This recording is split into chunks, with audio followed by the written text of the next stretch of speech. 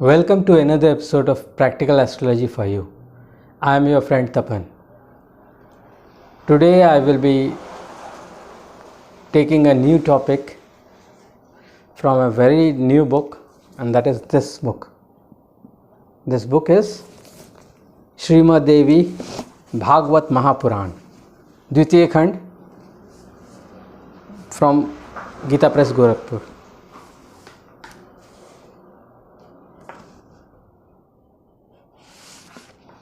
So I am taking it from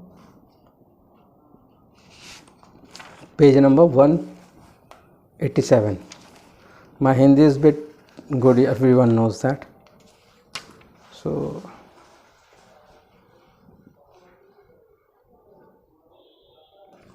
it comes from Saptam Skand, and the chapter is 35th.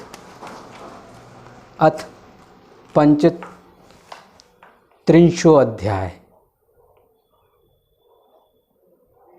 means 35th chapter of the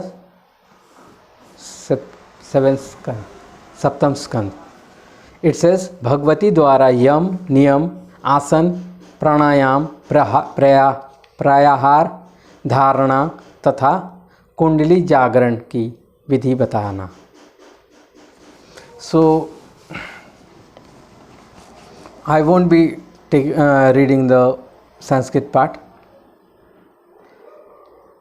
but just for the starting, it says, Himalaya Uvacha Yogam Vad Maheshani Sang Samvitpradayakam Kriten Yen Yogya Aham Bhaveyam Tattva Darshane. So everything is in the left side, it's written in Sanskrit, and in the right hand side it's given in Hindi. So just for the starting I read the Sanskrit part, so I will read the Hindi part. So this video will be specifically more of a Hindi thing. I won't be interrupting. It's of 1, 2, 3, 4, 5, 6, nearly 6 pages. I don't know how much time it will be taking. So it starts with, Himalaya बोले, हे महेश्वरी, अब आप ज्ञान प्रदान करने वाले योग का संगोपांग वर्णन कीजिए, जिसकी साधना से मैं तत्व दर्शन की प्राप्ति के योग हो जाऊं. देवी बोली, यह योग न आकाशमंडल में है, न पृथ्वी तल पर है, और न तो रसातल में ही है. योग विद्या के विद्वानों ने जीव और आत्मा के एक एक को ही योग कहा है. हे अनघ, उस योग में विघ्न उत्पन्न करने वाले काम, क्रोध, लोभ, मोह, मद और मात्सर्य नामक ये 6 प्रकार के दोष बताए गए हैं.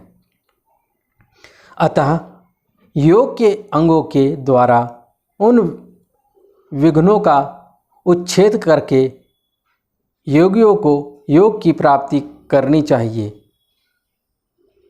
योगियों के लिए योग सिद्धि हेतु यम, नियम, आसन, प्राणायाम, प्रत्याहार, धारणा, ध्यान और समाधि, ये 8 अंग बताए गए हैं. अहिंसा, सत्य, असत्य, चोरी न करना, ब्रह्मचर्य, दया, सरलता, क्षमा, धृति, परिमित आहार और शौच, ये 10 प्रकार के यम कहे गए हैं. हे पर्वतराज, तप, संतोष, आस्तिकता, दान, देव पूजन, शास्त्र सिद्धांतों का श्रवण, लज्जा, सद्बुद्धि, जप और हवन, ये 10 नियम मेरे द्वारा कहे गए हैं. पद्मासन, स्वस्तिकासन, भद्रासन, वज्रासन और वीरासन क्रमशः ये 5 आसन बतलाए गए हैं. दोनों पैरों के दोनों शुभ तलवों को सम्यक रूप से जांघों पर रखकर पीठ की ओर से हाथों को ले जाकर दाहिने हाथ से दाहिने पैर के अंगूठे को और बाएं हाथ से बाएं पैर के अंगूठे को पकड़े। योगियों के हृदय में प्रसन्नता उत्पन्न करने वाला यह पद्मासन कहा गया है। जांग और घुटने के बीच में पैर के दोनों सुंदर तलवों को अच्छी तरह करके योगी को शरीर सीधा कर बैठना चाहिए। इसे स्वस्तिकासन कहा जाता है। शिवनी के दोनों ओर दोनों एड़ियों को अंडकोश के नीचे अच्छी तरह रखकर दोनों पैरों को हाथों से पकड़कर बैठना चाहिए। योगियों के द्वारा सम्यक पूजित यह आसन भद्रासन कहा गया है। दोनों पैरों को क्रमशः दोनों जांघों पर रखकर दोनों घुटनों के निचले भाग में सीधी अंगुली वाले दोनों हाथ स्थापित करके बैठने को अत्युत्तम वज्रासन कहा गया है।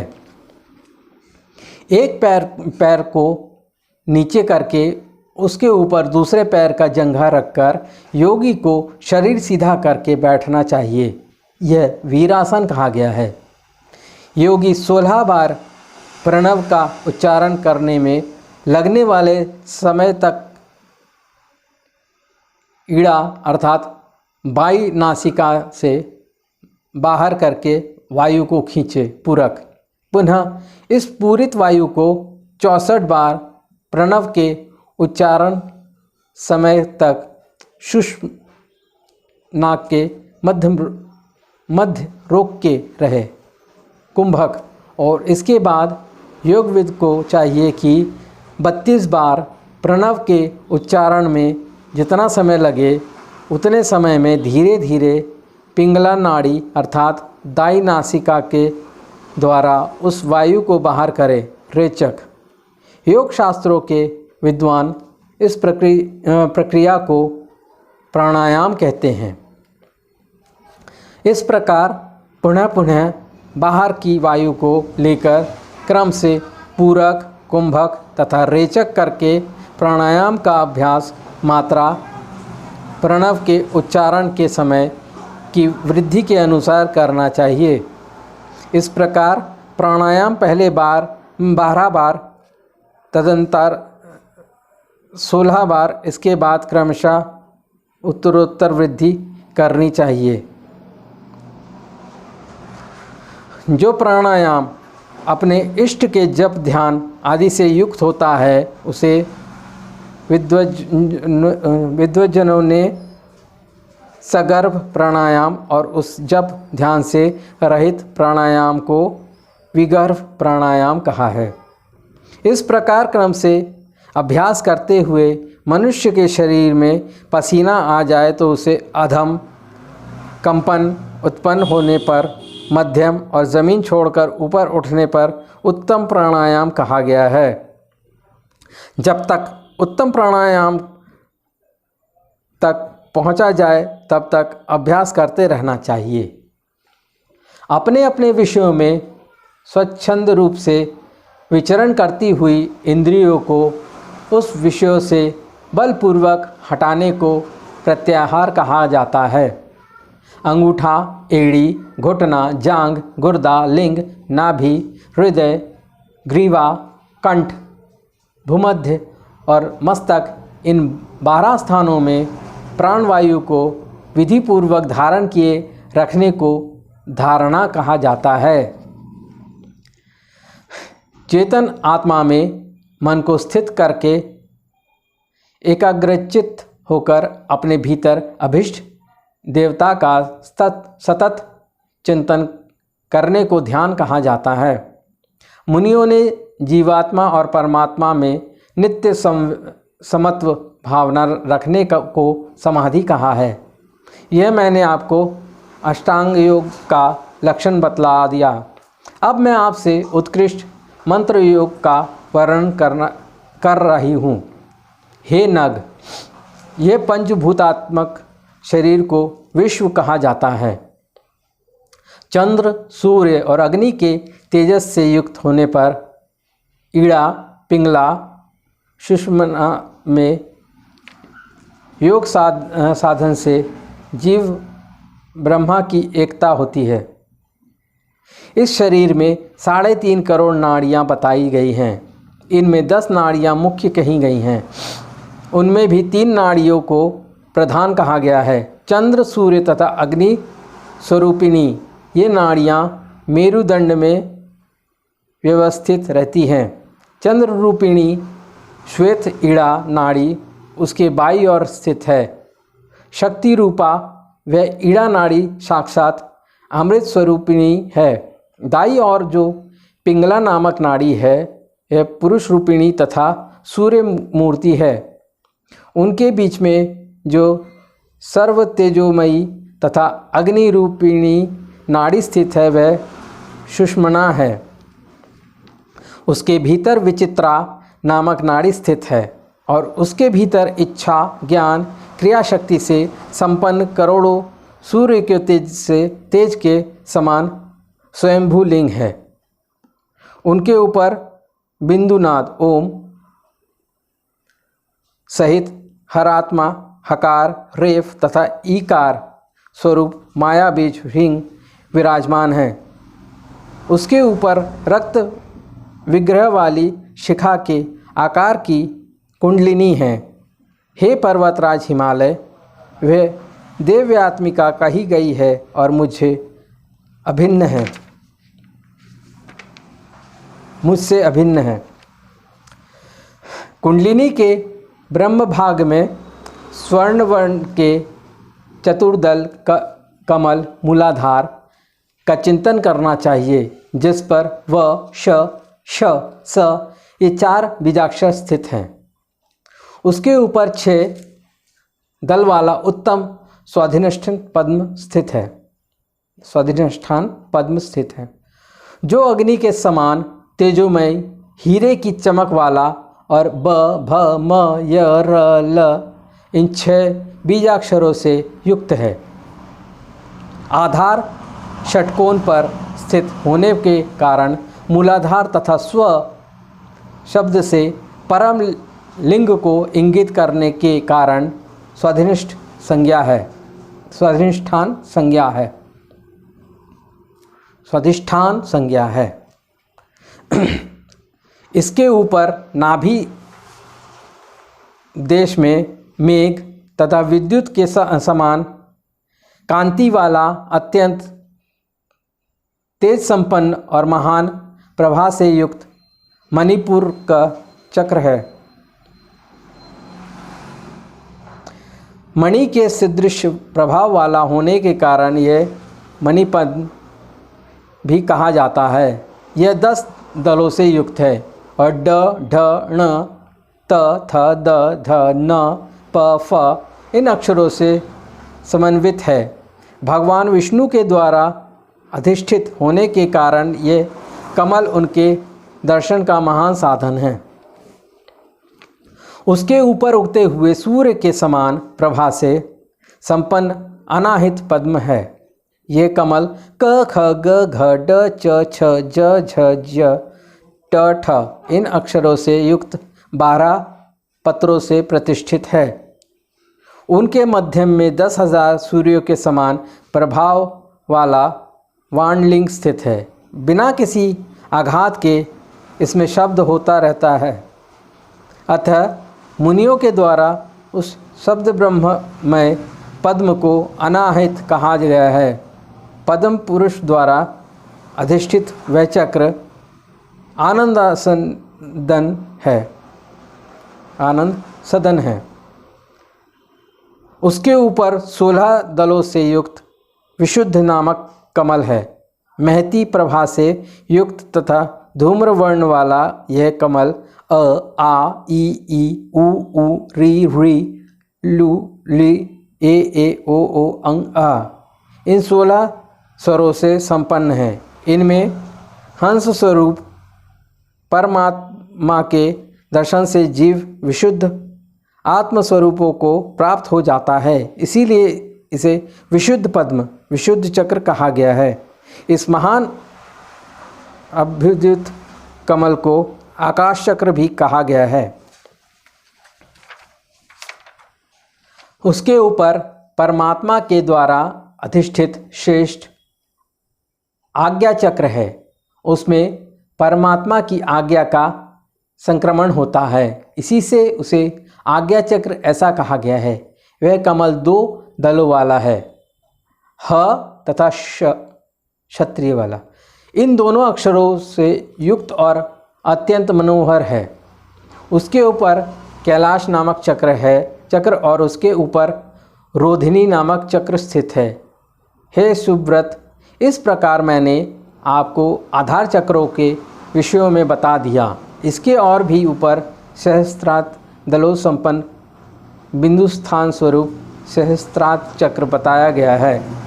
ये मैंने आपसे संपूर्ण श्रेष्ठ योग मार्ग का वर्णन कर दिया। सर्वप्रथम पूरक प्राणायाम के द्वारा मूलाधार में मन लगाना चाहिए। तत्पश्चात गुदा और मेंढक के बीच में वायु के द्वारा कुंडलिनी शक्तियों को समेटकर उसे जागृत करना चाहिए। पुनः लिंग भेदन के क्रम से स्वयंभू लिंग से आरंभ करके उस कुंडलिनी शक्ति को बिंदु चक्र सहस्त्रार्थ तक ले जाना चाहिए। इसके बाद उस पराशक्ति का सहस्त्रार्थ में स्थित परमेश्वर शुभ के साथ एक भाव से ध्यान करना चाहिए। वहाँ द्रवीभूत लाक्षार के समान उत्पन्न अमृत का योग सिद्धि प्रदान करने वाली माया नामक उस शक्ति को पान कराकर षट चक्र में स्थित देवताओं को उस अमृत धारा से संतृप्त करे। इसके बाद बुद्धिमान साधक उसी मार्ग से कुंडलिनी शक्ति को मूलाधार तक वापस लौटा लाए। इस प्रकार प्रतिदिन अभ्यास करने पर साधक के पूर्वोक्त सभी दूषित मंत्र भी निश्चित रूप से सिद्ध हो जाते हैं, इसमें संदेह नहीं है। इसके द्वारा साधक जरा मरण आदि दुखों तथा भव बंधन से मुक्त हो जाता है। जो गुण मुझ जगत जननी भगवती में जिस प्रकार विद्यमान हैं, वे सभी गुण उसी प्रकार उस श्रेष्ठ साधक में उत्पन्न हो जाते हैं, इसमें कोई संदेह नहीं है। हे तात, इस प्रकार मैंने आपसे इस श्रेष्ठ प्राणायाम का वर्णन किया है। अब आप सावधान होकर मुझसे धारणा नामक योग का श्रवण कीजिए। दिशा काल आदि से अपरिच्छिन्न मुझ भगवती में चित्त स्थिर करके जीव और ब्रह्मा का ऐक्य हो जाने से शीघ्र ही साधक तन्मय हो जाता है। और यदि चित्त के मलयुक्त रहने के कारण शीघ्रतापूर्वक सिद्ध प्राप्त ना हो तो योगी को चाहिए कि मेरे विग्रह के अंगों में अपना मन स्थित करके निरंतर योग का अभ्यास करता रहे।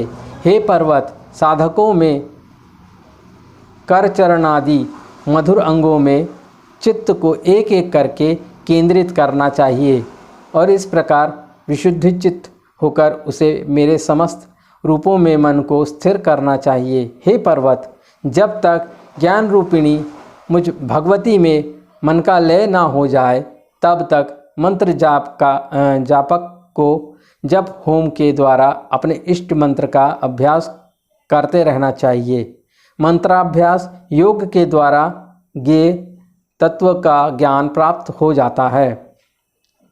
योग के बिना मंत्र सिद्ध नहीं होता और मंत्र के बिना योग सिद्ध नहीं होता। अतः योग और मंत्र इन दोनों का अभ्यास योग ही ब्रह्म सिद्धि का साधन है।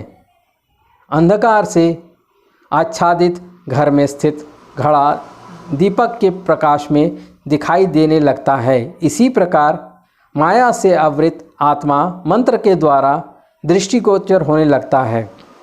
इस प्रकार मैंने अंगों सहित संपूर्ण योग विधि इस समय आपको बतला दी। गुरु के उपदेश से ही यह योग जाना जा सकता है। इसके विपरीत करोड़ों शास्त्रों के द्वारा भी यह प्राप्त नहीं किया जा सकता।